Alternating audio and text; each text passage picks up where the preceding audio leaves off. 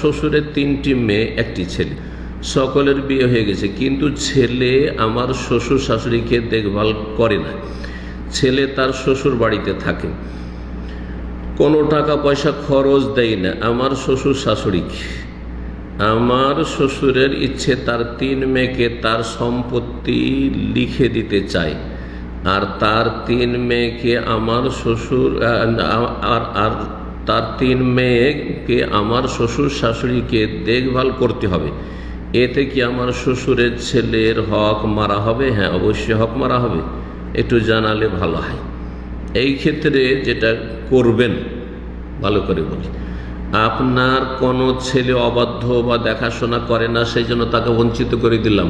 এই মেয়েটি আমার দেখাশোনা করলো, সেই জন্য তাকে দিয়ে দিলাম বেশি, বা তাকে পুরোটা দিলাম। আর একটা মেয়ে দেখাশোনা করেনি, সেই জন্য। আসলে ধন সম্পদের ভাগ বন্টনটা এসবের ভিত্তিতে না, যে কে দেখলো কে দেখলো না।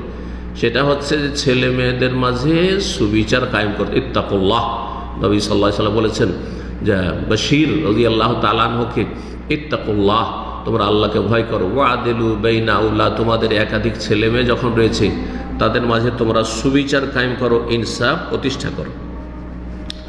তো এই ক্ষেত্রে যেটা করতে পারবেন সেটা হচ্ছে, বলছেন যে ছেলে আমার শ্বশুর শাশুড়িকে দেখভাল করে না, ছেলে তার শ্বশুর বাড়িতে থাকে, কোনো টাকা পয়সা খরচ দেয় না। আপনার শ্বশুর শাশুড়ির যদি সম্পদ থাকে, শ্বশুরের সম্পদ রয়েছে যেটা দিয়ে তাদের সংসার দিব্যি চলে যাচ্ছে, আর ছেলে দেয় না, তাহলে ছেলের উপর ফরজ নেই, কারণ নিজের যথেষ্ট আছে। বাপ মায়ের যথেষ্ট যদি থাকে, বাবার বিশেষ করে, তাহলে ছেলের টাকা পয়সা নিতেই হবে, আর ছেলেকে খরচ বহন করতে হবে, এটা শরীয়ত ফরজ করেনি। তবে বাবা যদি অভাবী হয়, মা যদি অভাবী হয়, তখন ছেলের ওপর তখন ফরজ হবে তাদের ভরণ পোষণ দেওয়া, থাকার ব্যবস্থা ইত্যাদি, চিকিৎসা সব দেওয়া।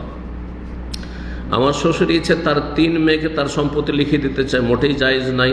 আর 3 মেয়েকে শর্ত লাগাবে যে শ্বশুর শাশুড়িকে দেখভাল করতে হবে।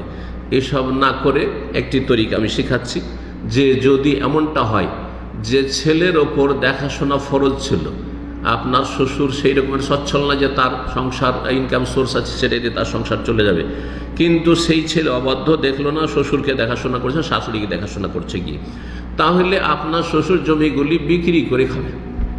আপনার শ্বশুর শাশুড়ি জমিগুলি বিক্রি করে খাবে, মেয়েদের কাছে বিক্রি করে দেবে, জামাইয়ের কাছে বিক্রি করে দেবে, আর একটা করে বিক্রি করে খাবে।